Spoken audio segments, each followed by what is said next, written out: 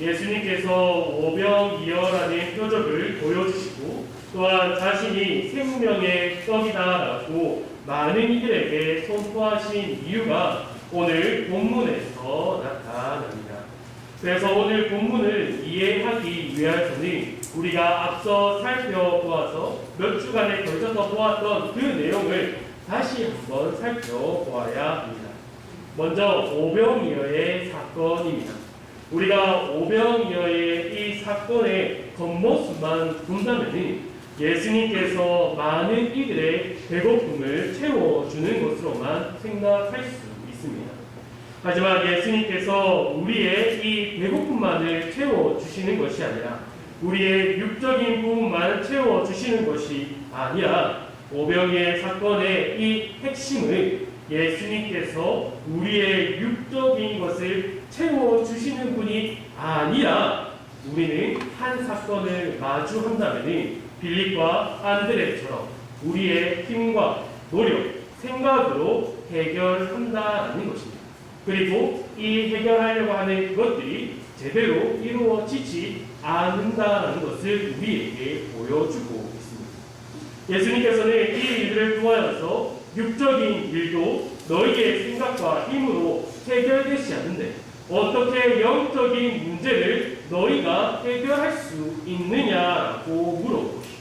그리고 이 일을 해결할 수 있는 분은 오직 예수 그리스도밖에 나밖에 없다라는 사실을 오병이어의 사건을 통하여서 우리에게 알려주고 있습니다. 이것은 아주 중요한 문제입니다. 그래서 예수님은 이 오병이어 사건만을 통하여서 이것을 말씀해 주시는 것이 아니라 아주 여러 가지 사건들을 통하여서 예수 그리스도를 통하여서 이 영적인 문제가 해결된다라는 것을 6절에서 계속해서 알려주고 있습니다. 제자들이 배를 타고 강풍을 만나서 그 일을 해결할 수 없음과 베드로가 예수님의 물 위로 걷게 해달라고 한 후에 그가 물속에 빠졌다가 또한 예수님께서 그를 보고 믿음이 없는 자여라고 말하는 그것이 바로 이러한 것과 연결됩니다. 오직 예수님께서만 우리의 영적인 문제를 해결해 주신다는 것은 자신이 하늘에서 내려온 생명의 떡임을 선포하는 것으로 절정에 이릅니다. 요한복음 6장 48절에서 51절을 한번 같이 읽어보도록 하겠습니다. 48절에서 51절입니다. 시작. 내가 곧 생명의 떡이니라. 너희 조상들은 광야에서 만나를 먹었어도 죽었거니와 이는 하늘에서 내려오는 떡이니 사람으로 하여금 먹고 죽지 아니하게 하는 것이니라. 나는 하늘에서 내려온 살아있는 떡이니 사람이 이 떡을 먹으면 영생하리라. 내가 줄 떡은 곧 세상의 생명을 위한 내 삶이라 하시니라. 내가 생명의 떡이니 나를 먹고 영생을 얻어라라고 예수님께서 말씀하십니다. 이 말을 들은 사람들이 이러한 반응을 보입니다. 52절입니다. 그러므로 유대인들이 서로 다투어 이르되 이 사람이 어찌 능히 자기 살을 우리에게 주어 먹게 하겠느냐. 아마 우리도 예수님께서 우리 앞에서 내 살을 먹고 영생을 얻어라라고 말씀하시는 그곳에 있었다면 우리도 이 유대인들과 동일하게 반응했을 겁니다. 아니 어찌 예수님께서 살을 줘서 그것을 먹게 하게 하느냐. 그리고 그것을 먹으면 우리가 어떻게 영생할 수 있다는 건가? 이러한 의문을 가지게 됩니다. 유대인들만 이러한 반응을 보인 것이 아닙니다. 오늘 우리가 함께 읽어보았던 본문 60절에 이렇게 말을 하고 있습니다. 제자 중 여럿이 듣고 말하되 이 말씀은 어렵도다. 누가 들을 수 있느냐 한데. 여기서 제자들은 12제자를 지칭하는 것이 아니라 예수님을 따랐던 그 많은 무리들을 말하고 있습니다. 예수님을 따르던 이들도 예수님께서 하신 말씀을 이해하지 못했습니다. 그 결과가 무엇입니까? 66절을 한번 다 같이 읽어보겠습니다. 시작. 그때부터 그의 제자 중에서 많은 사람이 떠나가고 다시 그와 함께 다니지 아니하라. 아멘. 예수님을 따르던 그 제자 중에서 많은 사람들이 떠나갔다고 합니다.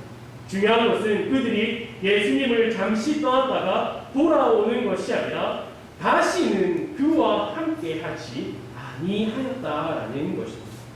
그러면 이러한 문제가 생겼고 결과가 나왔습니다. 그러면은 누구의 잘못이겠습니까? 그 제자들을 설득하고 그들이 이해할 수 있도록 말을 하시지 않는 이 예수님에게 잘못이 있겠습니까? 아니면 예수님의 가르침을 깨닫지 못한 그 제자들에게 잘못이 있겠습니까? 우리는 이러한 상황 가운데서 곧바로 대답을 하지 못합니다. 왜냐하면 예수님의 잘못이라고 말하기도 좀 그렇고 예수님께서 더 쉽게 말씀을 해주셨더라면 사람들이 떠나지 않았을 텐데라는 그런 생각을 가지고 있기 때문이죠. 하지만 우리는 여기서 정확하게 대답할 수 있어야 합니다. 바로 예수님의 잘못이 아니라 떠나간 그들의 잘못이다라고 우리는 말을 해야 합니다. 이미 예수님께서는 그들을 향하여서 이렇게 말씀하셨습니다. 6장 26절입니다. 예수께서 대답하여 이르시되 내가 진실로 진실로 너희에게 이르노니 너희가 나를 찾는 것은 표적을 본 까닭이 아니요 떡을 먹고 배부른 까닭이로다. 그들은 예수님을 생명의 떡이라고 생각하고 따른 것이 아니었습니다. 자신의 가장 중요한 문제인 먹고 배부른 그 문제를 해결하기 위하여서 예수님을 따랐던 자들입니다. 이러한 그들이 자신의 요구와 기대가 예수님의 그 증언과 일치되지 않자 예수님을 떠났습니다. 이것은 오늘도 똑같이 일어납니다. 교회를 떠나는 사람들의 대부분은 자신이 생각했던 것과 다른 것을 알고 나가고 있습니다. 그들이 교회를 떠나서 제일 많이 가는 것은 천주교나 아니면 이단으로 빠집니다. 왜 그들이 이 교회를 떠나서 천주교나 이단으로 빠지는 걸까요? 그곳에서 자신에게 희망을 찾을 수 있기 때문입니다. 자신이 한 만큼 무엇을 얻을 수 있다는 것이 천주교와 이단들의 특징입니다. 이러한 특징은 기독교 이외의 모든 종교에서 말하는 것입니다. 내가 노력함으로 진리를 깨닫고 진리에 도달하고 도를 획득하여서 어떠한 경지에 도달한다는 것을 기독교 외의 모든 종교 이단에서 말을 합니다. 하지만 기독교는 다릅니다. 기독교의 시작은 너에게 아무런 희망이 없다에서 시작합니다. 소망이 없으며 힘이 없으며 죄만 가득한 것이 바로 너희다라고 말하는 것이 기독교입니다. 자신의 배부름을 위하여 쫓아온 이들의 말을 한번 주목해 보시기 바랍니다. 28절입니다. 그들이 묻되 우리가 어떻게 하여야 하나님의 일을 하오리까? 그들은 자신들이 아무것도 할 수 없음을 고백하고 있는 것이 아니라 자신들이 무엇을 할 수 있으니 말만 해주시옵소서라고 하고 있는 것입니다. 자신들의 힘으로 하나님의 일을 할 수 있다라고 말하고 있습니다. 그 말에 예수님께서는 하나님께서 보내신 이를 믿어라. 그것이 하나님의 일이다라고 말씀하고 계십니다. 이 말에 사람들이 어떻게 또 대답합니까? 30절을 한번 다 같이 읽어보겠습니다. 시작. 그들이 묻되 그러면 우리가 보고 당신을 믿도록 행하시는 표적이 무엇입니까? 하시는 일이 무엇이니까? 이 말이 무엇입니까? 자, 예수님, 그러면은 당신이 하나님께서 보내신 이 예수님이라는 사실을 알겠습니다.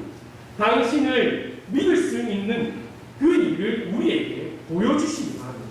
당신이 믿을 수 있도록 표적을 우리에게 보여주시옵소서. 어떤 일로 우리를 믿게 할 수 있는지 지금 보여주시기 바랍니다. 우리 이전의 조상들은 광야에서 하늘에 떨어진 그 만나를 먹고 배불러 했습니다. 지금 그 만나가 이 하늘에서 내려진다면 오늘 지금 우리가 당신의 그 일을 믿겠습니다라고 말하고 있는 것입니다. 그들은 믿음을 자신들이 선택할 수 있다라고 말하고 있는 것입니다. 이것이 맞습니까?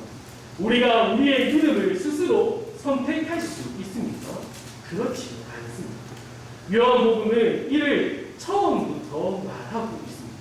우리로서 믿음을 가질 수 없다, 우리 스스로 믿을 수 없다라는 것을 처음부터 말하고 있습니다. 요한복음 1장 5절에서 8절까지의 말씀입니다. 한번 다 같이 읽어보겠습니다. 시작. 빛이 어둠에 비치되 어둠이 깨닫지 못하다.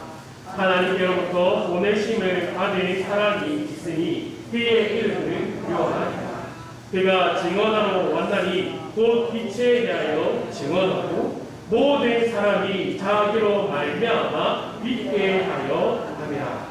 그는 이 빛이 아니요 이 빛에 대하여 증언하러 온 자라. 세례 요한이 온 이유가 빛이 왔지만 어둠이 그것을 깨닫지 못했기에 그 빛을 증언하기 위하여 세워졌다라고 말하고 있습니다. 요한복음 3장에 등장하는 니고데모 이야기도 마찬가지입니다.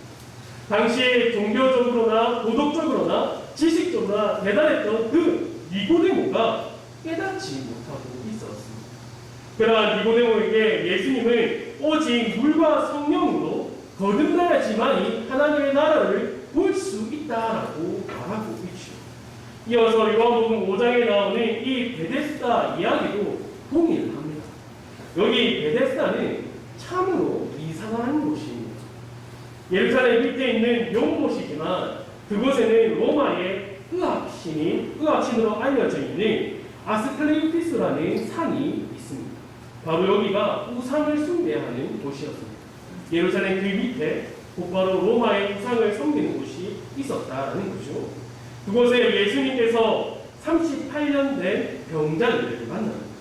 이 38년 된 병자가 등장하는 것은 그가 얼마나 고통 가운데 있었느냐를 말하는 것이 아니라 그가 자신의 힘으로 그 연못에 들어가려고 아무리 노력하고 힘을 쓰고 애를 썼지만 그 38년 동안 그것을 이루어 수 없었다. 그의 힘으로는 아무것도 할 수 없었다라는 것을 말하기 위하여서 38년 된 병자를 우리에게 말해주고 있는 것입니다. 자신의 힘으로 아무것도 할 수 없는 그에게 예수님께서 다가가서 한마디 하십니다. 내가 낫고자 하느냐. 그 단번에 말로 그 병자가 낫게 됩니다. 세례 요한이 증언한 것은 예수 그리스도입니다. 물과 성령으로 세례를 주는 이도 십자가에 달리셔서 죽으시고 부활하시는 예수 그리스도입니다. 사람의 힘으로 할 수 없는 것을 이루시는 분이 예수 그리스도임을 요한복음은 증거하고 있습니다. 이 이야기를 우리가 아주 오랫동안 몇 주에 걸쳐서 보고 있는 요한복음 6장에서까지 끌고 와서 우리에게 설명을 해주고 있는 것입니다. 바로 오병이어의 사건을 통하여서 생명의 떡이라는 그 주제를 가지고 우리에게 말씀하고 계시는 거죠. 이것을 이해하지 못하는 이들이 수군거립니다. 그래서 예수님께서는 오늘 본문에 이렇게 말씀하십니다. 61절부터 62절입니다. 제가 봉독해 드리도록 하겠습니다. 예수께서 스스로 제자들이 이 말씀에 대하여 수군거리는 줄 아시고 이르시되 이 말이 너희에게 걸림이 되느냐? 그러면 너희는 인자가 이전에 있던 곳으로 올라가는 것을 본다면 어떻게 하겠느냐? 내가 하늘에서 온 생명의 떡이고 나의 살을 먹는 이들은 영생을 얻는다라는 그 말이 너희에게 걸림돌이 되고 그것이 믿기지 않느냐? 라고 물어보시는 거죠. 아니면은 내가 하늘로 올라가는 그 모습을 보여야지만이 너희가 나를 믿을 수 있느냐라고 우리에게 그리고 그 당시의 사람들에게 말씀하고 계십니다. 살리는 것은 영이니 육은 무익하니라. 내가 너희에게 이른 말은 영이요 생명이라. 그러나 너희 중에 믿지 아니한 자들이 있느니라 하시니 이는 예수께서 믿지 아니하는 자들이 누구며 자기를 팔 자가 누구인지 처음부터 아시니라. 이 말씀이 무엇입니까? 아무리 내가 하늘로 올라가는 그 모습을 보일지라도 그것을 보더라도 믿지 않는 사람들이 있다라는 것입니다. 여전히 육적인 것만을 생각하고 배고픔을 달래기 위하여서 예수님께 나온 자들이 나를 믿지 못한다라고 예수님께서 말씀하십니다. 그가 나를 믿는다고 말하지만 주여 주여 라고 말을 하지만 나는 그를 모르고 그도 나를 아는 것이 아니다라는 것을 예수님께서 우리에게 말씀하고 계시는 것입니다. 주 안에 사랑하는 성도 여러분, 저는 오늘 이 하나님의 말씀을 가지고 이 자리에 믿는 자와 믿지 않는 자, 알곡과 가라지를 구별해 보자라고 여러분에게 말하고 있는 것이 아닙니다. 제가 우리 성도 여러분들과 아주 깊이 나누고 싶은 것은 바로 65절에 예수님께서 말씀하여 주시는 것입니다. 함께 65절을 읽어보겠습니다. 시작. 또 이르시되 그러므로 전에 너희에게 말하기를 내 아버지께서 오게 하여 주지 아니하시면 누구든지 내게 올 수 없다 하였노라 하시니라. 요한복음이 처음부터 우리에게 무엇을 말하여 준다라고 했습니까? 우리는 아무것도 할 수 없고 오직 예수 그리스도만이 할 수 있다라는 그 많은 증거들을 우리에게 보여주고 있다라는 것입니다. 그러한 예수님께서 오늘 이 자리에 나와 있는 우리에게 하시는 말씀이 바로 이것입니다. 내 아버지께서 너희를 오게 하셨다. 너희는 영적인 것을 스스로 이해하지 못하고 생명의 떡을 보고도 알 수도 없고 내 아버지께서 깨닫게 하시고 나에게 보내만 주신다면은 너희에게 진정한 믿음이 주어지는 것이다. 나는 이 놀라운 선언을 오늘 본문에서 말씀하고 계십니다. 예수님께서는 이 말씀을 우리에게 해 주시기 위하여서 오병이어의 사건을 일으키십니다. 그 오병이어의 사건을 행하심을 통하여서 자신이 생명의 떡이다, 하늘에서 내려온 생명의 떡이다라는 그 말씀을 통하여서 너희 스스로 할 수 없음과 너희가 스스로 나온 것이 아니라 하나님 아버지께서 너희를 나에게 보내어 주셨고 너희는 능히 내 살을 먹을 수 있고 그 살을 먹어서 영생할 수 있는 너희는 하나님의 자녀다라는 그 사실을 오늘 본문에서 이야기해 주고 계십니다. 마지막으로 37절에서 40절을 한번 읽어보도록 하겠습니다. 시작. 아버지께서 내게 주시는 자는 다 내게로 올 것이요 내게 오는 자는 내가 결코 내쫓지 아니하리라. 내가 하늘에서 내려온 것은 내 뜻을 행하려 함이 아니요 나를 보내신 이의 뜻을 행하려 함이니라. 나를 보내신 이의 뜻은 내게 주신 자 중에 내가 하나도 잃어버리지 아니하고 마지막 날에 다시 살리는 이것이다. 내 아버지의 뜻은 아들을 보고 믿는 자마다 영생을 얻는 이것이니 마지막 날에 내가 이를 다시 살리라 하시니라. 아버지 하나님께서 우리를 구원하시기 위하여서 예수 그리스도를 이 땅에 보내어 주셨습니다. 그의 유일하신 아들 독생자를 죽여 피를 흘리게 하심으로 우리를 구원하셨습니다. 왜 그렇습니까? 하나님께서 왜 그렇게 하셔야만 했습니까? 바로 우리와 교제를 누리기 위하셔서입니다. 우리의 찬양을 받으시기 위해서입니다. 우리가 하나님께 영광을 돌리는 그 모습을 보시기 위하여서 하나님께서 모든 것을 계획하시고 이루었습니다. 그리고 오늘 우리를 이 자리로 부르시기 위하여서 하나님께서 이 모든 일들을 이루어 주셨습니다. 이것이 얼마나 감격적인 것입니까? 그래서 우리는 하나님의 말씀을 따라서 무엇을 입을까, 먹을까, 마실까 이러한 육적인 것을 구하는 것보다 하나님의 나라와 그의 의를 구할 수 있는 것입니다. 우리가 믿음 생활을 하며 만나는 그 고난과 시험 가운데서도 기쁘게 여길 수 있는 이유가 바로 이것에 있다는 겁니다. 우리가 하나님을 찾아온 것이 아니요 하나님께서 우리를 불러주셨다라는 사실입니다.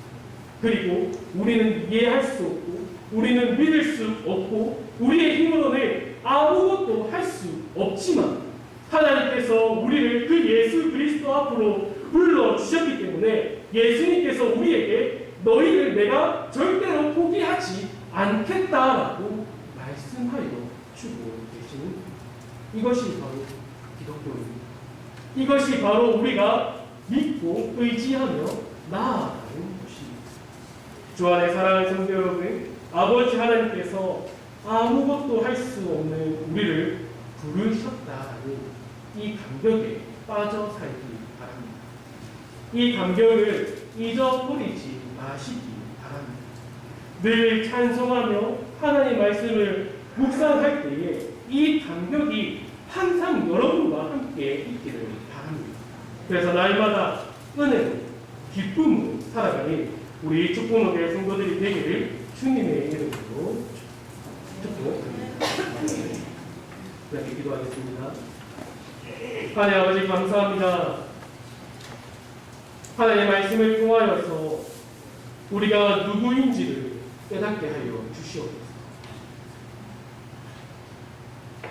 우리가 대단한 사람들이 아니라 우리가 도덕적으로 뛰어난 사람들이 아니라 우리가 이 세상에서 선을 행할 수 있고 착한 행실들을 행할 수 있는 자들이 아니라 우리의 힘으로는 아무것도 할 수 없는 비천한 자임을 깨닫게 하여 주시고 이러한 우리를 하나님께서 불러주셨다라는 그 놀라운 일을 우리가 늘 기억할 수 있게 하여 주시옵소서.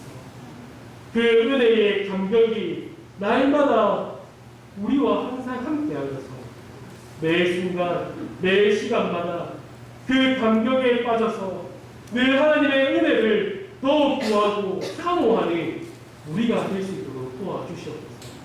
그래서 능히 우리가 이 세상의 것을 구하는 것이 아니라 하나님의 나라와 그의 의를 구할 수 있도록 인도하여 주시고 우리를 하나님의 자녀라고 하나님의 백성이라고 그리스도인이라고 자랑할 수 있도록 도와주시옵소서. 이 모든 것 예수님의 이름으로 기도합니다.